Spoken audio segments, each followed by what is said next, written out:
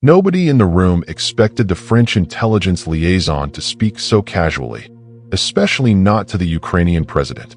But as he leaned over during a G7 cocktail reception in Brussels, swirling a half-empty glass of Chablis, he whispered a phrase that would haunt Volodymyr Zelensky for weeks. "There's a second pipeline, but it's not going to Germany." Zelensky blinked. "What did you say?" The man simply smiled, then changed the subject. But it was too late. Inside the armored motorcade heading back to the hotel, Zelensky sat in complete silence. Aides were talking softly, reviewing the next day's schedule, but their voices barely registered. That phrase echoed in his skull like a drumbeat. A second pipeline? Not to Germany. He didn't need a map to know what that implied. Ukraine had long relied on the West to help choke off Russia's energy leverage. If a new route was being built, especially without Kyiv's knowledge, then something monumental was unfolding behind the scenes. And if Europe wasn't the end destination, then who exactly was this new deal serving? 3 days later in Kyiv, Zelensky called a classified briefing with his inner circle. It wasn't on the official schedule. No staff, no translators. Just 4 people: his intelligence director, his national security advisor, his chief of staff, and himself. No laptops, only handwritten notes. He began the meeting by writing 2 words on a whiteboard: second pipeline. The room went silent. "I need confirmation," he said. "Where it is, who's funding it, what it's for. I want hard proof. And I don't want NATO or Washington to know we're looking." The assignment went to Valeria Kravchenko, his most trusted analyst. She didn't ask questions. She simply nodded and left the room. She understood what was at stake. Meanwhile, something else was bothering Zelensky. For weeks, the communication with the White House had grown odd. The tone in secure calls was stiffer. Aides who used to speak freely were suddenly unavailable. Promised shipments were delayed with vague excuses. At first, it felt like bureaucracy. But now, through the lens of the whispered pipeline revelation, everything looked different. Late on a Friday night, the secure red line in Zelensky's private residence rang. That phone was only used for one purpose: urgent diplomatic contact through encrypted NATO lines.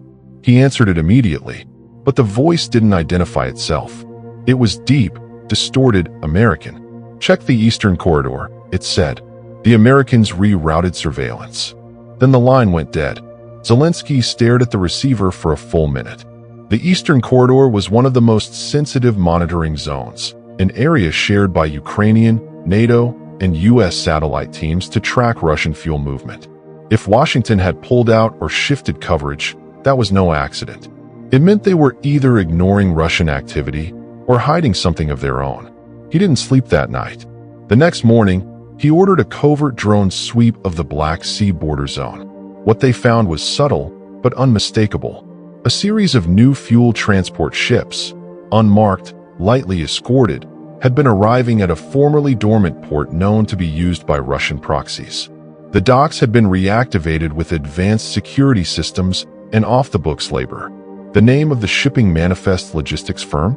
Patriot Logistics LLC, based in Delaware. Zelensky didn't even need to guess who backed that company. Still, he didn't confront anyone. Not yet. He needed something bigger, something undeniable. Over the next several days, Ukraine's cyber division was tasked with one mission: uncovering any American or Russian communication regarding new energy routes. Most of what they found were rumors, financial spreadsheets, code names, indirect links. But then something broke open. An anonymous file dump arrived through a secure Estonian intelligence channel. It had no traceable source, but it included a 34-second video recording. Zelensky's team played it once and then called him in. The footage was shaky and dimly lit, obviously captured from a concealed device. But the audio was clear.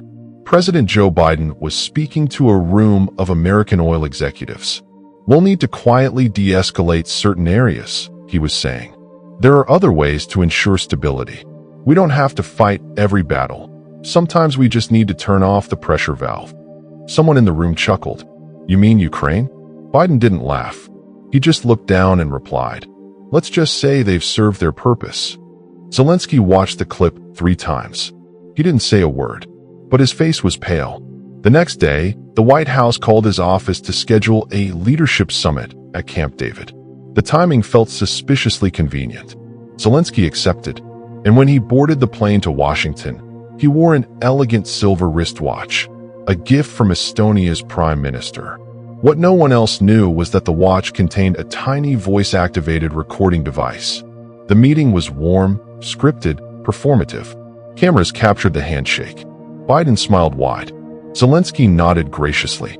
But behind closed doors, in a fireplace-lit den far from the cameras, Biden's tone changed. "Look," he said, "we've done more than anyone ever has for your country. But we have to be strategic. Americans are tired of war. We have elections to win. Gas prices matter."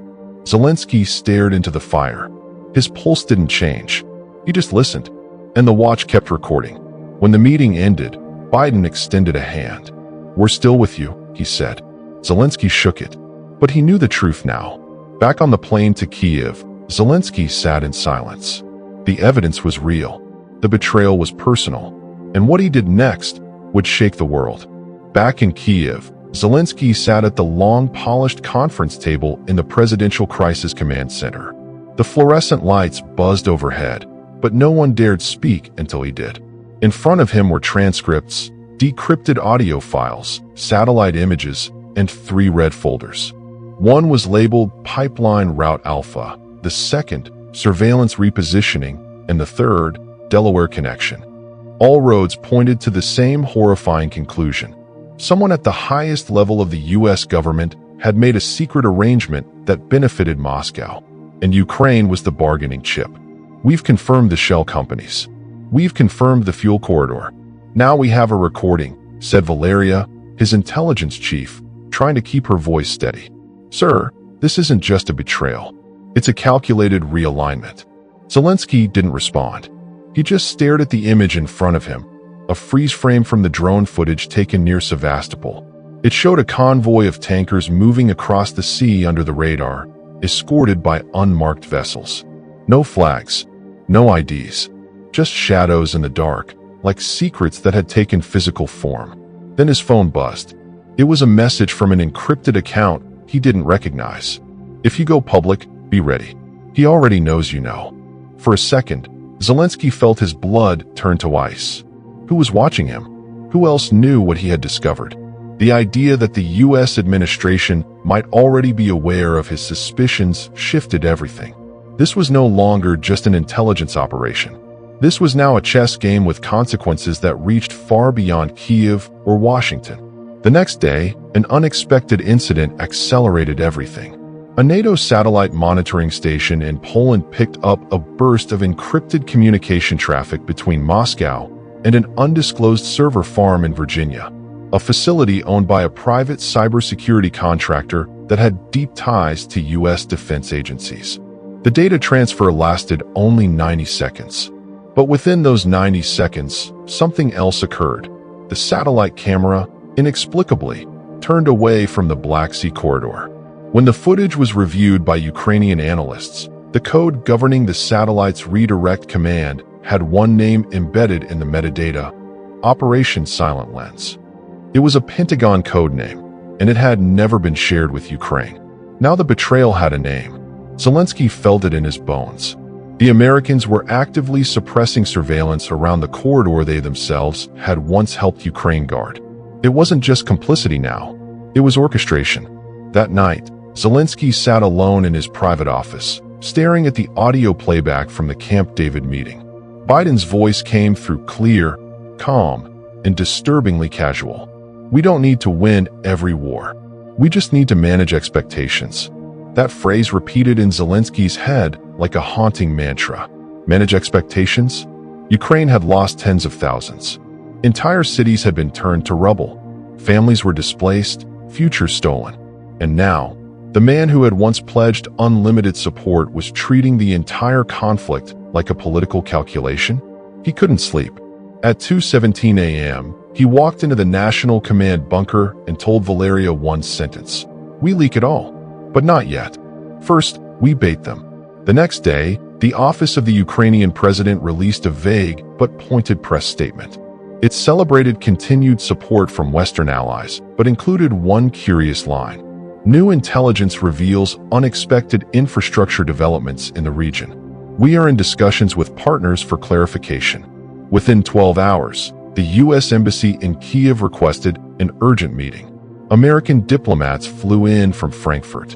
They brought talking points. They brought pressure. They brought subtle threats masked as concern. But Zelensky remained unreadable. Then came the Kremlin's move. For the first time in months, a top Russian official mentioned Zelensky by name in a public speech, not with threats or derision, but with a subtle note of admiration. Mr. Zelensky is learning the complexities of global leadership, the Russian foreign minister said. Perhaps he now understands the burdens others face. It was an odd statement, until analysts broke down what it actually meant. Russia knew what Zelensky knew, and they were letting him know that they knew, quietly, strategically. The trap was tightening. Still, Zelensky didn't flinch. Instead, he requested a second summit, not with Biden, but with Secretary of State Antony Blinken. The pretext was defense coordination, but the real reason was bait. During that meeting, a Ukrainian aide pretending to adjust a tablet actually activated a concealed signal interceptor device. It captured Blinken's phone pinging a secured line in Washington. The destination? A restricted server cluster codenamed Atlas Ridge, the same network Zelensky's team had flagged weeks ago as tied to energy coordination discussions. Now, Zelensky had everything.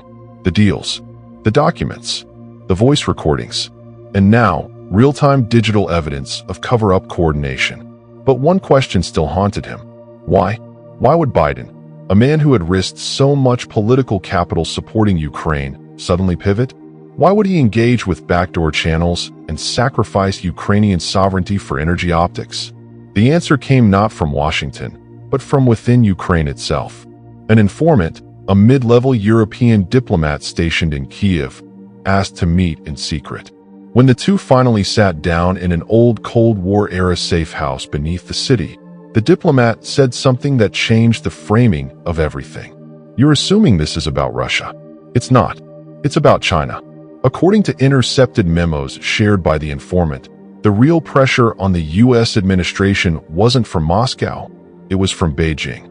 China had quietly warned that any escalation in Ukraine would destabilize markets too far and threaten their own global trade structures. In return for de-escalation and a quiet pipeline deal with Russia, China offered to back a multi-billion-dollar U.S. Treasury bond deal that would help stabilize the American economy ahead of an election year. This wasn't betrayal for betrayal's sake. This was betrayal for leverage. Zelensky sat back in his chair, stunned. He had been fighting a war on one front, while the real war, the one between global power brokers, was happening thousands of miles away, across boardrooms, backchannels, and shadow deals. And he was the pawn they were ready to sacrifice. But what they didn't realize was that Zelensky wasn't ready to play by their rules anymore. He had one more move to make, and the world wasn't ready for it. At 9:42 p.m., 3 days after the secret meeting in the Kiev safe house, the Ukrainian presidential office uploaded a heavily redacted PDF to a hidden subdomain of its government website. It was titled Operational Archive Alpha. No promotion, no press release, just a breadcrumb left on a dark corner of the internet for those who knew what to look for. Within 6 minutes, intelligence agencies from China, Germany, France, and Russia had downloaded it. The US, of course, already had it, because Zelensky made sure of that. The document didn't accuse anyone directly. It didn't need to. It contained satellite coordinates, supply manifests, anonymized banking data, and 3 declassified statements from former U.S. intelligence contractors that, when read together, drew a disturbing picture. The White House had approved backchannel negotiations with Russian intermediaries regarding oil transport through neutral territory in exchange for energy stability. The neutral territory was Ukraine, and the negotiation happened while Ukraine was still receiving weapons labeled as non-conditional aid. It was the kind of leak that caused denials, resignations, and most importantly, panic. But Zelensky wasn't done. The following morning, The Ukrainian president delivered an unscheduled televised address. The camera was tight, the backdrop stark, the blue and yellow flag behind him, nothing more. No podium, no flourishes, just a man sitting at a desk with fire in his eyes. He never mentioned Joe Biden by name. Instead, he spoke of alliances, trust, and sacrifice. He spoke of the shifting winds of power and warned that even friends may barter your soul if it means winning their own battles. But it was the final sentence that hit the world like a thunderclap. We are not bargaining chips. We are not expendable. If this war is a game, Ukraine refuses to be the board. Global media erupted. Commentators were confused, analysts were divided. But inside the Oval Office, Joe Biden wasn't confused. He was furious. White House officials scrambled to respond. The press secretary released a vague statement affirming U.S. commitment to Ukraine. Behind closed doors, Biden demanded a private video call with Zelensky. He wanted to set the record straight. Zelensky agreed. The call lasted 12 minutes. There was no shouting, no threats, just a chilling clarity. Biden began, "Mr. President, I hope you understand the complexity of our position." Zelensky leaned forward. "And I hope you understand that history never forgets the hands that shake while letting others drown." A long pause. Then Biden said something that surprised even his closest advisors, who were listening from the Situation Room. "We did what we had to do. The world's bigger than one war." Zelensky didn't answer. He ended the call without another word. That night, Ukraine released a second document, this one more damaging than the first. A direct transcript of the Camp David conversation between Zelensky and Biden, captured by the Estonian source Surveillance Watch. The leak contained one pivotal line. "Let's just say they've served their purpose." There was no recovering from that. The next day, Zelensky received an unexpected call, not from a government, but from a person, Emmanuel Macron. The French president offered something extraordinary, a private channel between Ukraine and a new European coalition, independent of Washington, to explore reconstruction funding and defense collaboration. It was the beginning of what some would later call the Kyiv Doctrine, a pivot away from full U.S. dependence toward a Europe-led alliance framework. Meanwhile, in Washington, congressional hearings erupted. The Senate Intelligence Committee demanded answers. News anchors shouted across split screens. Protesters gathered outside the Capitol. Words like impeachment and cover-up began floating in the media landscape, but they were drowned out by one bigger fear. What would Russia do now that they knew the U.S. had cracked? Kremlin-controlled media spun the story masterfully. Zelensky's eyes opened to Western hypocrisy, read one headline. Another simply stated, "Ukraine abandoned. Russia just had to wait." But perhaps the most surprising reaction came from China. Within 48 hours of the leaks, Beijing issued a carefully worded statement praising President Zelensky's courage and strategic insight. It was followed by an invitation to attend a high-level economic summit, an unprecedented move for a wartime head of state. The message was clear, the global board was shifting. Back in Kyiv, Zelensky knew what he had done. He had severed something that could never be fully repaired. The trust between Ukraine and the United States, while still diplomatically intact, had fractured beneath the surface. But he also knew he had restored something else, his nation's agency, its independence. A week later, as air raid sirens blared once more across Kharkiv and missiles flashed across the night sky, Zelensky stood in his underground war room. Advisors were preparing maps. Intelligence officers were decoding chatter. Generals were making plans. But Zelensky just stared at a small USB drive on his desk. It contained the full, unredacted archive of Operation Silent Lens. He hadn't released it all. Not yet. Because there were still pieces of the game in motion. Still leverage to hold. Still conversations to force. One of his aides stepped forward. "Sir, do we initiate Phase 2? Zelensky picked up the USB. Not yet. He slipped it into a safe behind his desk and looked up at the digital war map glowing on the wall. "We wait," he said. "But when the next move comes, it'll be ours." Outside, the city trembled. But beneath the ruins, beneath the betrayal and broken alliances, something resilient burned brighter than ever. control. And for the first time in a long time, Volodymyr Zelensky was no longer the one being played. He was playing them.